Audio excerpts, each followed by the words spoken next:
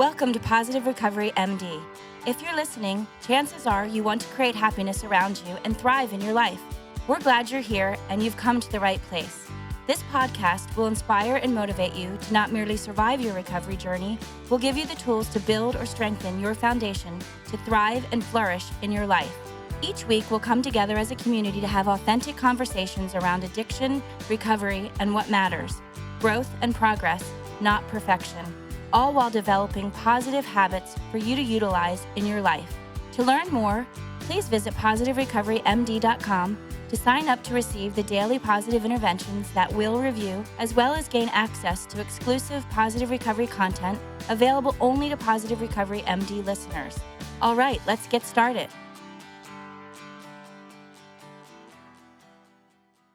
Hello, boys and girls, ladies and gentlemen. Welcome to another installment of Positive Recovery MD with your host, flying solo, Dr. Jason Powers, and our guest, Linda Kagey, who is within our family of treatment centers. She has affiliate and is trained in addiction and family systems. She's the co-chair for the Texas Alliance on Fetal Alcohol Spectrum Disorders.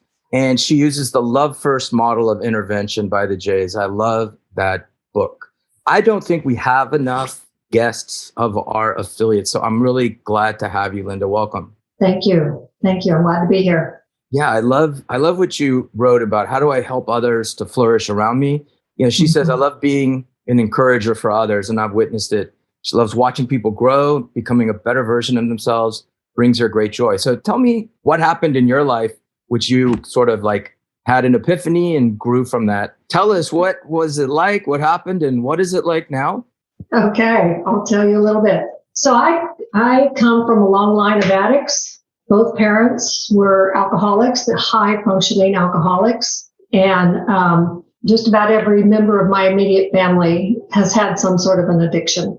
I am the only one in recovery, and I've been in recovery since 1986.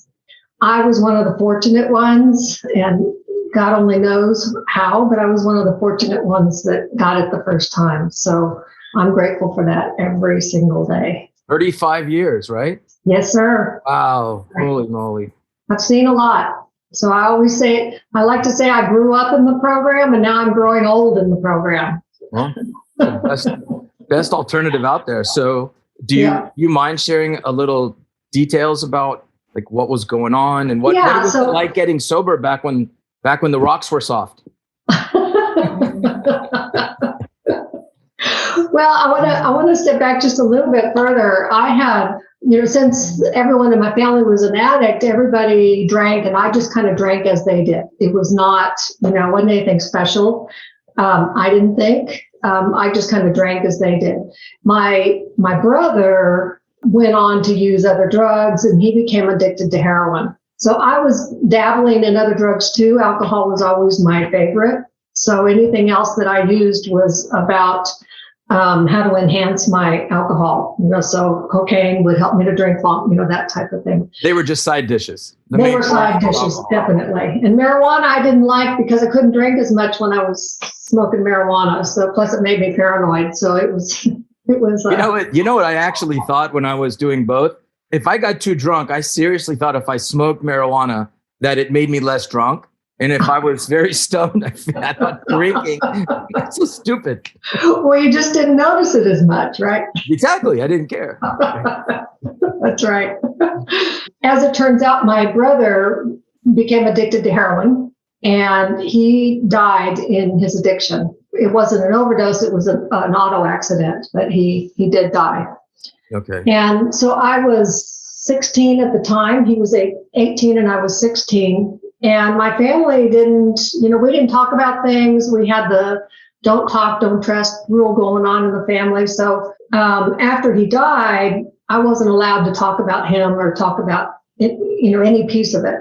But what they did do for me was they took me to their doctor, and he gave me a prescription for Valium. Mm-hmm. So when I was in high school, I would go to the school nurse and get my Valium and talk to the nurse. And that was the only kind of counseling that I ever had growing up, was being able to talk to the school nurse. And it was like, I think at that time that the seed was planted that I wanted to be there for other teenagers. So when he died, I quit doing all drugs because drugs were bad, but alcohol was not included in that, right? So I continued drinking until I was 30. And when I was 30, I was a single mom. I had just moved to Houston a few years earlier and was trying to change my life. And someone introduced me to Al-Anon. And they told me, I knew I wasn't feeling right. And I was depressed all the time. I lived in a lot of fear, but I didn't know why. And alcohol was my only solution. It was the solution. Sure. So, I mean, yeah, it's readily available. It does take care of business. That was it. Except that I knew that sometimes I blacked out and I was a single mom. So that those two kind of didn't fit very well. So she invited me to Al-Anon, told me it was free therapy. I got sober in Al-Anon because I went in there and they were all talking about me, right? So they were talking about the addict, and that happened to be me. So I went to an AA meeting and found out, I picked up my desire chip, and, I think I was too afraid of the alcohol to ever drink again, to pick it up. It scared me. Can I ask you, why did you go into Al-Anon first? I understand the way you were feeling, and it was certainly appropriate, but who was your identifier when you first walked in? Because you were single. It's not like your child was drinking. I mean, did you go for a family member, or what was the deal? Well, again, a friend of mine was going for her family member, and she just said it was free therapy and it would be good for me. Okay. So I didn't think I had an identifier. Oh, okay. I didn't know I needed one. Exactly. Right? Okay. Until I went in there and they were talking about me. And really, the truth is, it was a couple of months before I got sober. I identified what they were saying to my family. Sure. So I did identify that I had the family disease before I identified that I had the disease myself, the addiction myself. Yeah. So, and what a wonderful introduction too, because a lot of us, even before we go to AA, our family system is what's disturbed. So that's what sends us in. Yeah. That's right. So another piece that, my mother passed on the addiction, was one of the ones that passed on the addiction, but she also passed on something else. She worked with the intellectually disabled, and she worked in a hospital setting where they were residents. They used to have a lot of those. They have group homes now, but they used to have a hospital setting where there were a lot of residents for the intellectually disabled, and a lot of them physically disabled as well. And so she was the recreation director for them. And she started, we were in New Mexico, is where I grew up, and she started the Special Olympics in New Mexico. Wow. Her and a friend of hers that worked for the Red Cross. What I learned was, I did that for all my summers growing up. So middle school, high school, that's what we did in the summertime, was we did the Special Olympics. So I was a swimming coach, and then I was also, just helped out with whatever they needed at the Olympics themselves. Sure. But I learned that spirit of giving from my mother, and compassion and accepting others. And it's really funny because she was really good about accepting others, but she wasn't good about accepting what was going on in her own family. So much denial, right? Don't look, hide your eyes, which kind of brings me to my recovery. Once I got sober in 1986, I decided at that time that I could go back to school and go back to that dream that I had as a high schooler, to help others that are dealing with addiction. And so that was when I went back to school. I started my counseling career with George Joseph, actually. It's just kind of blossomed since then. That's awesome. Can I ask you a little bit about the Special Olympics, and then absolutely we'll talk about your involvement in the fetal alcohol spectrum disorder world. And then I want to talk about the interventions as well. Oh, okay. Absolutely. Yes. My wife and I had volunteered. They asked me to be the doctor for the local one. And I did that. It was a great experience. My wife, when she was in high school, volunteered with special needs children. And it was like years before. And some of the people playing sports recognized her, came up and hugged her. And it was really wonderful. It was such a wonderful experience. And I'm just thinking, like, man, I should volunteer for that locally. Do you have any connection to that world anymore? No, I don't. And right now it's a matter of time and energy. But my goal when I finally venture towards retirement is to go back into that world and start doing more volunteering with them. Okay, awesome. So yeah, you want talk about the interventions or the fetal alcohol spectrum disorder a lot? Well, I can mention, part of what pulls my heart towards the fetal alcohol spectrum disorder is that's, some of them have those bad intellectual and physical disabilities as a result of the parent drinking. So that was my personal connection. Oh, interesting. Is relating with that and understanding that, and that is the only preventable disease. Intellectual disability. What do you call that when they're born with it? Developmental disability. Right. Can you tell the audience what fetal alcohol spectrum disorders are? Sure. Or is it an is or an R? It's an R. Got it. Yes. So fetal alcohol spectrum disorders is not a diagnosis. It's an umbrella term. Got it. So what we've recognized over the years is that when someone is affected by maternal drinking, it affects so many different areas and it affects each individual differently.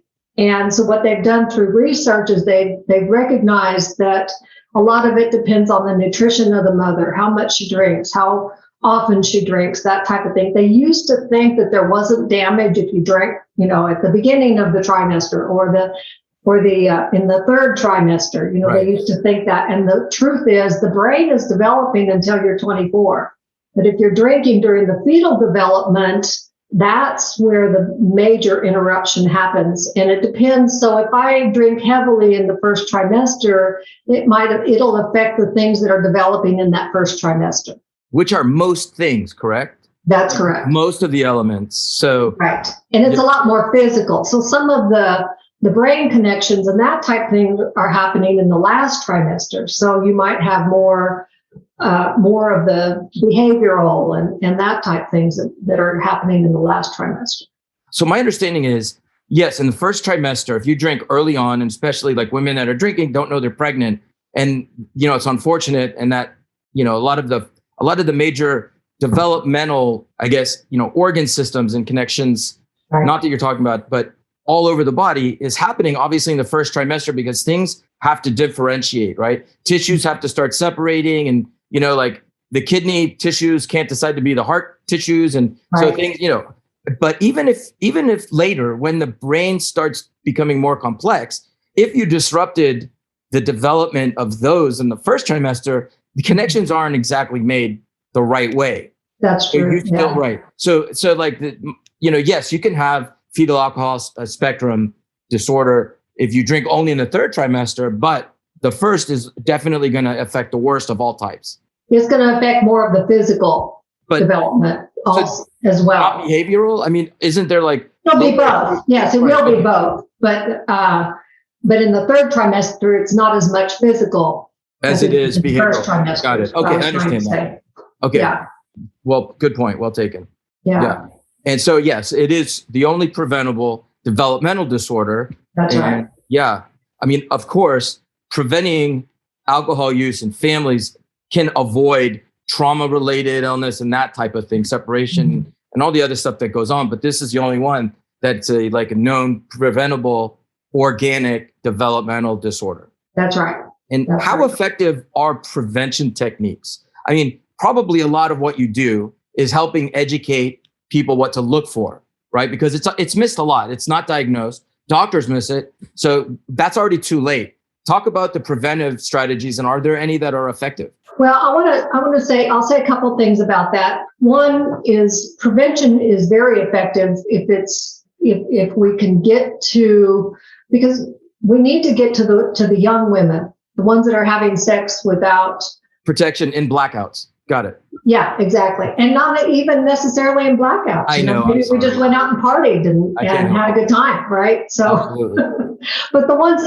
any woman of childbearing age needs to have the education. They need to understand. Good point. And there's still so much misinformation where the doctors are still saying, you can have a glass of wine every day. Well, the truth is, it depends on the person. We don't know if that one glass of wine is going to affect the fetus or how much it's going to affect the fetus. Absolutely. So, amen. So it's a lot of it is about getting information out to young women. So birth control, that type thing is important in the education as well. It's getting the information out to men about, you have a role in this, like having sex with a woman that's drunk and the chance of her getting pregnant. Right. So there are a lot of pieces in that involve education, educating doctors, educating, even pediatricians don't always know.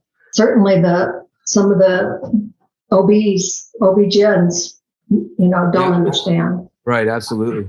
Right. Yeah. Yes. You want to touch on the Love First interventions that you do? Yeah, love to.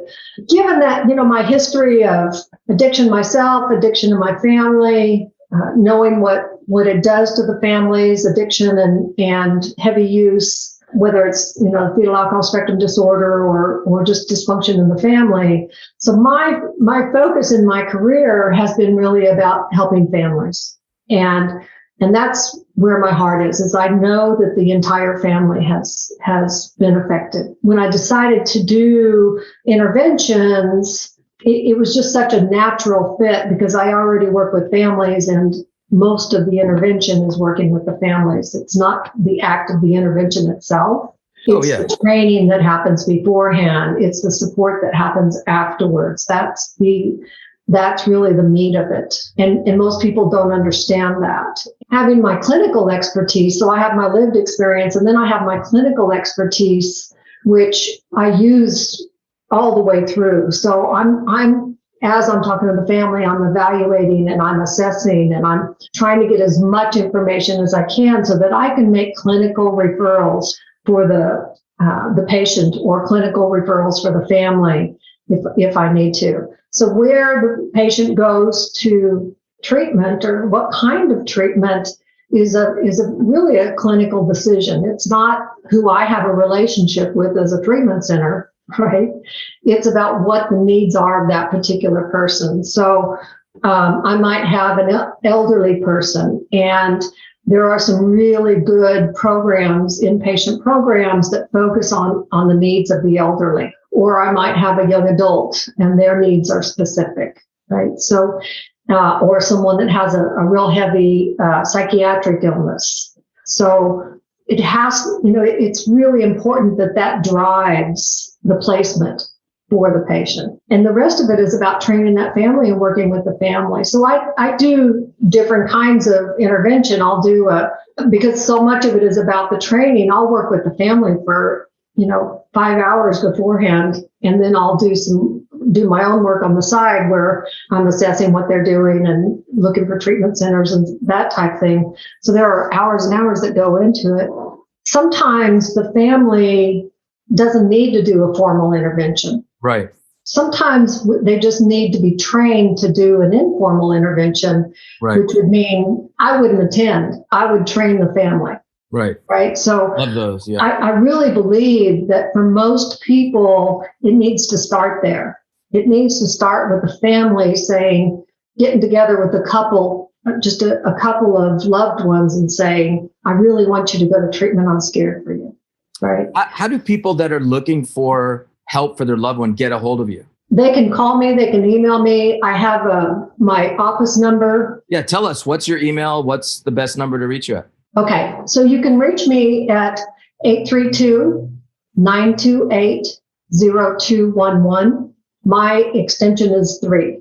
So you can get me or get my line directly. 832-928-0211, extension 3 gets me directly. Also, you can email me directly at Linda. It's Linda with an I, Linda, at lindakagey.com. That's LINDAKAGEY.com. Linda at lindakagey.com. You can get me directly through that. You can also reach me through my Positive Recovery. I have a Positive Recovery Center who I love. The Positive Recovery curriculum just falls right in place with my beliefs and my love first understanding. support. One thing I do want to say about my intervention is that a lot of the support, the problem or the family needs the support after the client goes to, or after the patient goes to treatment. Excellent. And so when I do an intervention with someone, I follow them for 6 months at least. So part of the cost of the intervention is that, we will have scheduled meetings during treatment and post-treatment, because otherwise the patient's coming home to the same thing they left, and it's excellent. So not that's encouraging. the money's worth. All right. Yeah. So let's go to rapid fire questions. So let me ask you, what is your favorite word? My favorite word. My clients will tell you my favorite word is gentle. And what's your least favorite word? I have a few of them. But is probably the big one. What's your favorite sound? Waterfall. What's your least favorite sound? My least favorite sound is the high pitch my dog barks. Yeah. When she's at her high pitch. What turns you on? On or off? On. First on, then off. Okay. What turns you on? What turns me on? When I see a light bulb go off in another person when they're learning something, love it. And what turns you off? It does turn me off. I'm not real sure about that. There's nothing you withdraw from, like, what disgusts Rigidity. you? What? Rigidity. Yeah, okay. Got it. What vocation would you think you would have loved to have a stab at if you weren't doing what you're doing now? Teaching. Teaching? Mm-hmm. Anything in particular? Nope. Okay. Well, you teach now, so I guess that's a wash. And so what vocation? Well, not children. I could say that. Not children. I was about to ask, what vocation, if you had to do you think you would loathe? Any vocation that didn't have anything to do with people. Oh, I can tell you, bookkeeping. Okay. Absolutely. Got it. And so assuming there's a God, when you die, what would you like to hear coming out of God's mouth to you? Well done. All right. Not medium rare. Well done. All right, cool. So the next part of our podcast involves going over the positive intervention. Did you get a chance to do it? I have. Absolutely. Okay, awesome. I love it. And I do these every day. Oh, wow. Amazing. Well, I read them every day. I don't always do them. Yeah, it's tough, man. It's tough. Okay. So the quote is, once we recognize what it is we are feeling, once we recognize we can feel deeply, love deeply, can feel joy, then we will demand that all parts of our lives produce that kind of joy. Mm-hmm. By Audre Lorde. So today's PI, sit in silent meditation for 5 minutes in the morning. During that time, recall how you felt when you've extended love towards another. At night, sit again in silent meditation for 5 minutes, but this time, recall how you felt when you've been the object of love. Mm-hmm. Remember to call a friend or introduce yourself to one new person today to enhance your support network. Yes. This was like custom tailored for you. It was perfect for me. I know. Wow. I love it. And the love first and extending love towards another is, something I grew up with and that I truly believe. I believe that if I am connecting with another person in a helping way, that I am a part of something bigger than myself. Right? That makes me a part of something bigger than myself. Reminds me of your saying that the opposite of addiction is connection, which is exactly true. Isolation in addiction, connection in recovery. I love that. Okay. And I cannot take credit for saying that. I think you said it. I just passed it on. I was like a medium. Okay, excuse me. I heard it from you. And so I'm passing it on as I heard this from Dr. Bauer. Pass it on. But the other piece of that, the end piece, was recall how you felt when you've been the object of love. And sometimes it's really, really hard for me to allow others to love me, right? So how I try to conceptualize that is it's such a gift for me to love others. Why would I rob someone else the gift of loving me? Yeah, right on. Right. I'm going to do that tonight. I did it in the morning. I've introduced myself, but I feel the same way. Like I just like, it's awkward when I get compliments, Right. So it is, that's a challenge. Yeah. Well, great. Thank you so much for being on, and repeat your phone number and email. Okay. 832-928-0211, extension 3. And my email is Linda at lindakagey.com, and last name is Kagey. All right. Well, thanks again, Linda. Thank you, Dr. Powers. You've got a great reputation in the neighborhood, in the community, and I'm glad you were here. So thank you for joining us. And until next time, take care of yourselves and take care of others. Thank you for having me. Thank you for listening to this episode of Positive Recovery MD. Don't forget to visit positiverecoverymd.com to sign up to get your daily positive intervention sent straight to your inbox. Be sure to subscribe to Positive Recovery MD on Apple Podcasts or wherever you listen to your podcasts to receive an automatic download when a new episode drops. And as always, if you or someone you know needs help, visit positiverecovery.com or call 877-4-SOBRIETY, which is 877-476-2743. We are here to help.